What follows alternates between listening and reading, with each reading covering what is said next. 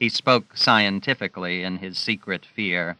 And Mrs. Verloc, hearing these words of commendation vouchsafed to her beloved dead, swayed forward with a flicker of light in her somber eyes, like a ray of sunshine heralding a tempest of rain.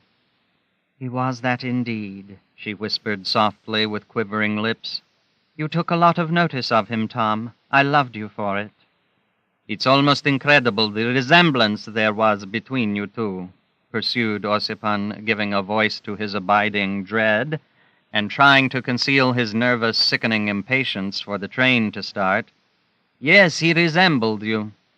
These words were not especially touching or sympathetic, but the fact of that resemblance insisted upon was enough in itself to act upon her emotions powerfully.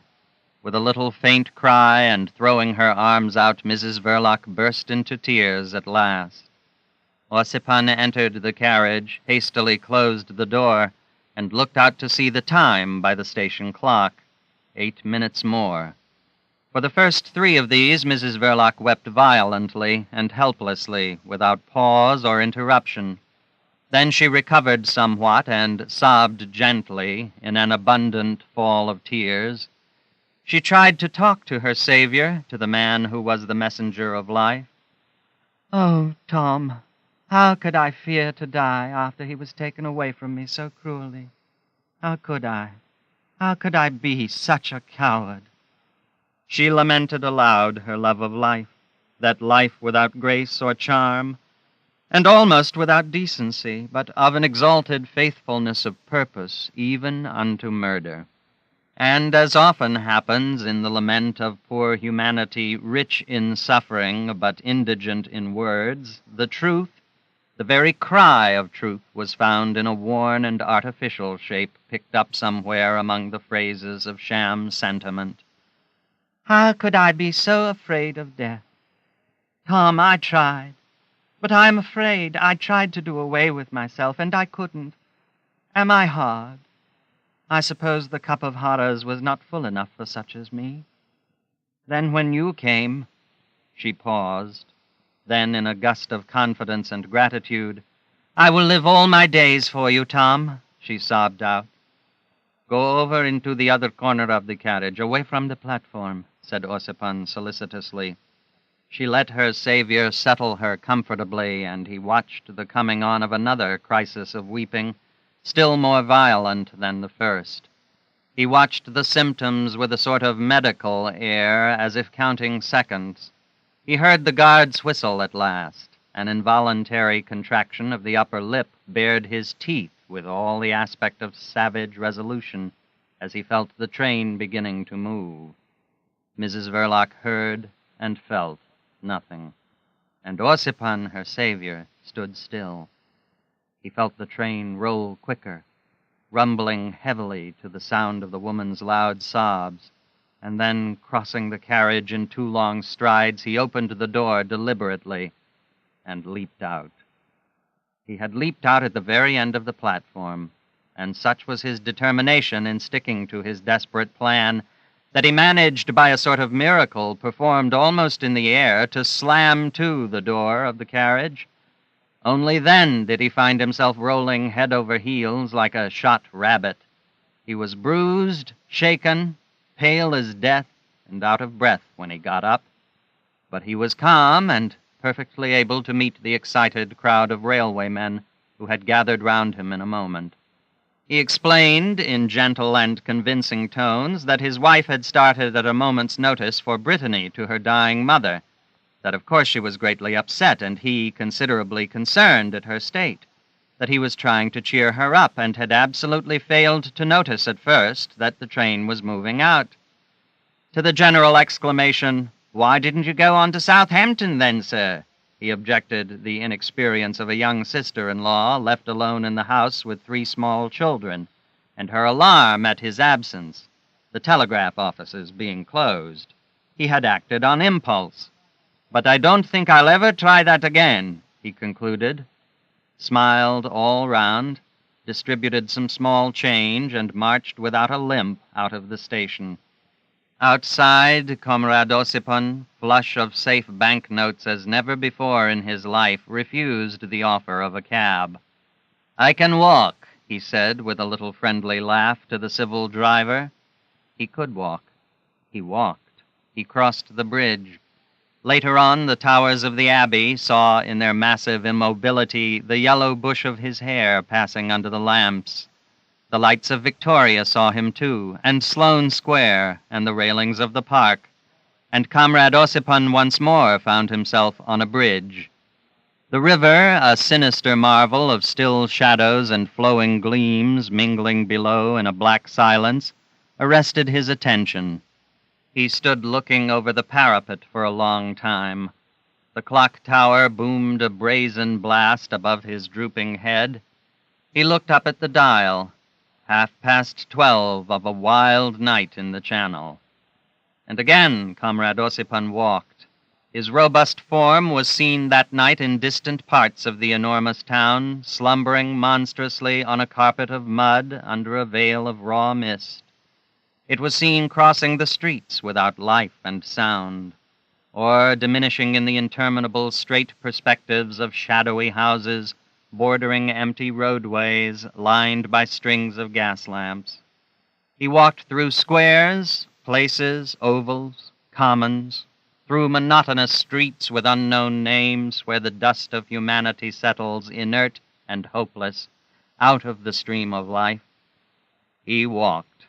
And suddenly, turning into a strip of a front garden with a mangy grass plot, he let himself into a small, grimy house with a latchkey he took out of his pocket. He threw himself down on his bed all dressed and lay still for a whole quarter of an hour. Then he sat up suddenly, drawing up his knees and clasping his legs. The first dawn found him open-eyed in that same posture.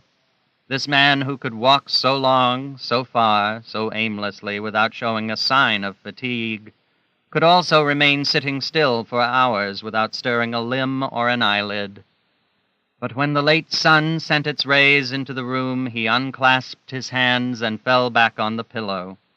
His eyes stared at the ceiling, and suddenly they closed. Comrade Ossipon slept in the sunlight. Chapter 13, the last chapter. The enormous iron padlock on the doors of the wall cupboard was the only object in the room on which the eye could rest without becoming afflicted by the miserable unloveliness of forms and the poverty of material. Unsaleable in the ordinary course of business on account of its noble proportions, it had been ceded to the professor for a few pence by a marine dealer in the east of London. The room was large, clean, respectable, and poor, with that poverty suggesting the starvation of every human need, except mere bread. There was nothing on the walls but the paper, an expanse of arsenical green, soiled with indelible smudges here and there, and with strains resembling faded maps of uninhabited continents.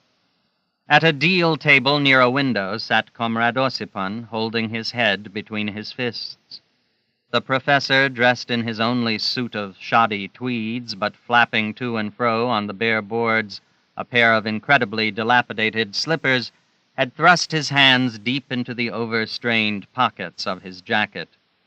He was relating to his robust guest a visit he had lately been paying to the apostle Michaelis. The perfect anarchist had even been unbending a little. The fellow didn't know anything of Verloc's death, of course. He never looks at the newspapers. They make him too sad, he says. But never mind. I walked into his cottage, not a soul anywhere. I had to shout 6 times before he answered me. I thought he was fast asleep yet in bed, but not at all. He had been writing his book for 4 hours already. He sat in that tiny cage in a litter of manuscript. There was a half-eaten raw carrot on the table near him. His breakfast. He lives on a diet of raw carrots and a little milk now. How does he look on it? Asked Comrade Ossipon listlessly. Angelic. I picked up a handful of his pages from the floor. The poverty of reasoning is astonishing. He has no logic. He can't think consecutively, but that's nothing. He has divided his biography into 3 parts entitled Faith, Hope, Charity. He is elaborating now the idea of a world planned out like an immense and nice hospital with gardens and flowers, in which the strong are to devote themselves to the nursing of the weak. The professor paused. Conceive you this folly, Ossipon. The weak, the source of all evil on this earth, he continued with his grim assurance. I told him that I dreamt of a world like shambles, where the weak would be taken in hand for utter extermination. Do you understand, Ossipon? The source of all evil. They are our sinister masters, the weak, the flabby, the silly, the cowardly, the faint of heart, and the slavish of mind. They have power. They are the multitude. Theirs is the kingdom of the earth. Exterminate, exterminate. That is the only way of progress. It is. Follow me, Ossipon. First, the great multitude of the weak must go, then the only relatively strong, you see. First the blind, then the deaf and the dumb, then the halt and the lame, and so on. Every taint, every vice, every prejudice, every convention must meet its doom.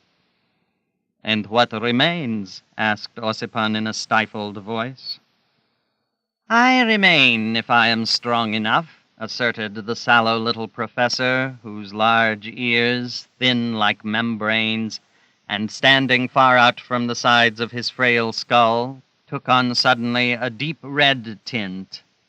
Haven't I suffered enough from this oppression of the weak? He continued forcibly, then tapping the breast pocket of his jacket. And yet I am the force, he went on. But the time, give me time. Ah, that multitude, too stupid to feel either pity or fear. Sometimes I think they have everything on their side, everything, even death, my own weapon. Come and drink some beer with me at the Silenus, said the robust Ossipon after an interval of silence pervaded by the rapid flap of the slippers on the feet of the perfect anarchist.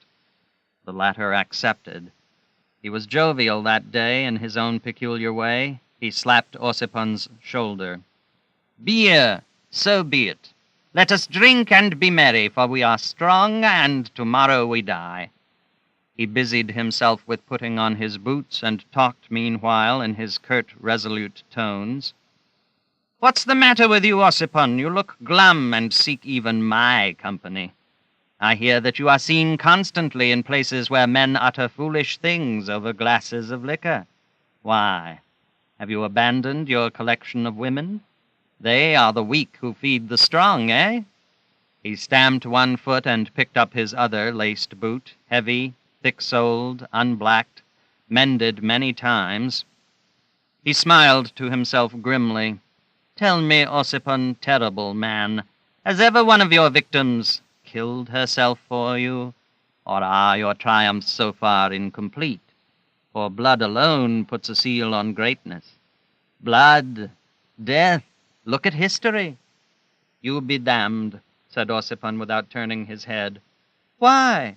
Let that be the hope of the weak, whose theology has invented hell for the strong. Ossipon, my feeling for you is amicable contempt. You couldn't kill a fly. But rolling to the feast on the top of the omnibus, the professor lost his high spirits. The contemplation of the multitudes thronging the pavements extinguished his assurance under a load of doubt and uneasiness, which he could shake off after a period of seclusion in the room with the large cupboard closed by an enormous padlock. And so, said over his shoulder Comrade Ossipon, who sat on the seat behind, and so Michaelis dreams of a world like a beautiful and cheery hospital. Just so, an immense charity for the healing of the weak, assented the professor sardonically. That's silly, admitted Ossipon. You can't heal weakness. But after all, Michaelis may not be so far wrong. In 200 years, doctors will rule the world. Science reigns already. It reigns in the shade, maybe, but it reigns. And all science must culminate at last in the science of healing, not the weak, but the strong. Mankind wants to live. To live. Mankind, asserted the professor with a self-confident glitter of his iron-rimmed spectacles, does not know what it wants. But you do, growled Ossipon. Just now you've been crying for time. Time! Well, the doctors will serve you out your time if you are good. You profess yourself to be one of the strong because you carry in your pocket enough stuff to send yourself and, say, 20 other people into eternity. But eternity is a damned hole. It's time that you need. You, if you met a man who could give you for certain 10 years of time, you would call him your master. My device is, no God, no master, said the professor sententiously as he rose to get off the bus. Ossipon followed. Wait till you are lying flat on your back at the end of your time, he retorted, jumping off the footboard after the other. Your scurvy, shabby, mangy little bit of time, he continued across the street, and hopping onto the curbstone. Ossipon, I think that you are a humbug, the professor said, opening masterfully the doors of the renowned Silenus. And when they had established themselves at a little table, he developed further this gracious thought. You are not even a doctor, but you are funny. Your notion of a humanity universally putting out the tongue and taking the pill from pole to pole at the bidding of a few solemn jokers is worthy of the prophet. Prophecy. What's the good of thinking of what will be? He raised his glass. To the destruction of what is, he said calmly. He drank and relapsed into his peculiarly close manner of silence. The thought of a mankind as numerous as the sands of the seashore, as indestructible, as difficult to handle, oppressed him. The sound of exploding bombs was lost in their immensity of passive grains without an echo. For instance, this Verloc affair. Who thought of it now? Ossipon, as if suddenly compelled by some mysterious force, pulled a much-folded newspaper out of his pocket. The professor raised his head at the rustle. What's that paper? Anything in it? He asked. Ossipon started like a scared somnambulist. Nothing whatever. The thing's 10 days old. I forgot it in my pocket, I suppose. But he did not throw the old thing away. Before returning it to his pocket, he stole a glance at the last lines of a paragraph. They ran thus. An impenetrable mystery seems destined to hang forever over this act of madness or despair. Such were the end words of an item of news headed, Suicide of Lady Passenger from a Cross-Channel Boat. Comrade Ossipon was familiar with the beauties of its journalistic style. An impenetrable mystery seems destined to hang forever. He knew every word by heart. An impenetrable mystery. And the robust anarchist, hanging his head on his breast, fell into a long reverie. He was menaced by this thing in the very sources of his existence. He could not issue forth to meet his various conquests, those that he courted on benches in Kensington Gardens, and those he met near area railings, without the dread of beginning to talk to them of an impenetrable mystery destined. He was becoming scientifically afraid of insanity lying in wait for him amongst these lines. To hang forever over. It was an obsession, a torture. He had lately failed to keep several of these appointments whose note used to be an unbounded trustfulness in the language of sentiment and manly tenderness. The confiding disposition of various classes of women satisfied the needs of his self-love and put some material means into his hand. He needed it to live. It was there. But if he could no longer make use of it, he ran the risk of starving his ideals and his body. This act of madness or despair. An impenetrable mystery was sure to hang forever as far as all mankind was concerned. But what of that if he alone of all men could never get rid of the cursed knowledge? And Comrade Ossipon's knowledge was as precise as the newspaper man could make it. Up to the very threshold of the mystery destined to hang forever. Comrade Ossipon was well informed. He knew what the gangway man of the steamer had seen: a lady in a black dress and a black veil wandering at midnight alongside on the quay. "Are you going by the boat, ma'am?" he had asked her encouragingly. "This way." She seemed not to know what to do. He helped her on board. She seemed weak. And Ossipon knew also what the stewardess had seen: a lady in black with a white face standing in the middle of the empty ladies' cabin. The stewardess induced her to lie down there. The lady seemed quite unwilling to speak, and as if she were in some awful trouble. The next the stewardess knew, she was gone from the ladies' cabin. The stewardess then went on deck to look for her, and Comrade Ossipon was informed that the good woman found the unhappy lady lying down in one of the hooded seats. Her eyes were open, but she would not answer anything that was said to her. She seemed very ill. The stewardess fetched the chief steward, and those two people stood by the side of the hooded seat, consulting over their extraordinary and tragic passenger. They talked in audible whispers, for she seemed past hearing, of St. Malo and the consul there, of communicating with her people in England. Then they went away to arrange for her removal down below, for indeed, by what they could see of her face, she seemed to them to be dying. But Comrade Ossipon knew that behind that white mask there was struggling against terror and despair a vigor of vitality, a love of life that could resist the furious anguish which drives to murder, and the fear, the blind, mad fear of the gallows.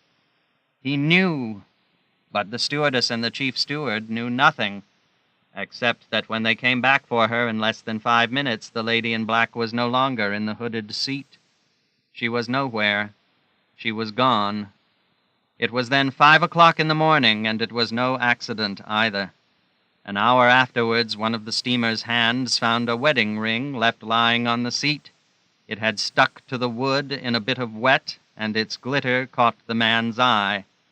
There was a date, 24th June, 1879, engraved inside. An impenetrable mystery is destined to hang forever. And Comrade Ossipon raised his bowed head, beloved of various humble women of these isles, Apollo-like, in the sunniness of its bush of hair. The professor had grown restless meantime. He rose. "Stay," said Ossipon hurriedly. "Here, what do you know of madness and despair?" The professor passed the tip of his tongue on his dry, thin lips and said doctorally, "There are no such things. All passion is lost now. The world is mediocre, limp, without force. And madness and despair are a force, and force is a crime in the eyes of the fools, the weak, and the silly who rule the roost. You are mediocre. Verloc, whose affair the police has managed to smother so nicely, was mediocre, and the police murdered him. He was mediocre. Everybody is mediocre. Madness and despair. Give me that for a lever, and I'll move the world. Ossipon, you have my cordial scorn. You are incapable of conceiving even what the fat-fed citizen would call a crime. You have no force." He paused, smiling sardonically under the fierce glitter of his thick glasses. "And let me tell you that this little legacy they say you've come into has not improved your intelligence. You sit at your beer like a dummy. Goodbye." "Will you have it?" said Ossipon, looking up with an idiotic grin. "Have what?" "The legacy. All of it." The incorruptible professor only smiled. His clothes were all but falling off him. His boots, shapeless with repairs, heavy like lead, let water in at every step. He said, "I will send you by and by a small bill for certain chemicals which I shall order tomorrow. I need them badly. Understood, eh?" Ossipon lowered his head slowly. He was alone. An impenetrable mystery. It seemed to him that suspended in the air before him he saw his own brain pulsating to the rhythm of an impenetrable mystery. It was diseased clearly, this act of madness or despair. The mechanical piano near the door played through a valse cheekily, then fell silent all at once, as if gone grumpy. Comrade Ossipon, nicknamed the Doctor, went out of the Silenus beer hall. At the door he hesitated, blinking at a not too splendid sunlight, and the paper with the report of the suicide of a lady was in his pocket. His heart was beating against it. The suicide of a lady. This act of madness or despair. He walked along the street without looking where he put his feet, and he walked in a direction which would not bring him to the place of appointment with another lady, an elderly nursery governess putting her trust in an Apollo-like ambrosial head. He was walking away from it. He could face no woman. It was ruin. He could neither think, work, sleep, nor eat. But he was beginning to drink with pleasure, with anticipation, with hope. It was ruin. His revolutionary career, sustained by the sentiment and trustfulness of many women, was menaced by an impenetrable mystery, the mystery of a human brain pulsating wrongfully to the rhythm of journalistic phrases. Will hang forever over this act. It was inclining towards the gutter. Of madness or despair. I am seriously ill, he muttered to himself with scientific insight. Already his robust form, with an embassy's Secret Service money, inherited from Mr. Verloc in his pockets, was marching in the gutter as if in training for the task of an inevitable future. Already he bowed his broad shoulders, his head of ambrosial locks, as if ready to receive the leather yoke of the sandwich board. As on that night more than a week ago, Comrade Ossipon walked without looking where he put his feet, feeling no fatigue, feeling nothing, seeing nothing, hearing not a sound. An impenetrable mystery. He walked disregarded, this act of madness or despair. And the incorruptible professor walked too, averting his eyes from the odious multitude of mankind. He had no future. He disdained it. He was a force. His thoughts caressed the images of ruin and destruction. He walked frail, insignificant, shabby, miserable, and terrible in the simplicity of his idea, calling madness and despair to the regeneration of the world. Nobody looked at him. He passed on unsuspected and deadly, like a pest in the street full of men. The end. This concludes the reading of The Secret Agent by Joseph Conrad. This book was read by Wolfram Kandinsky.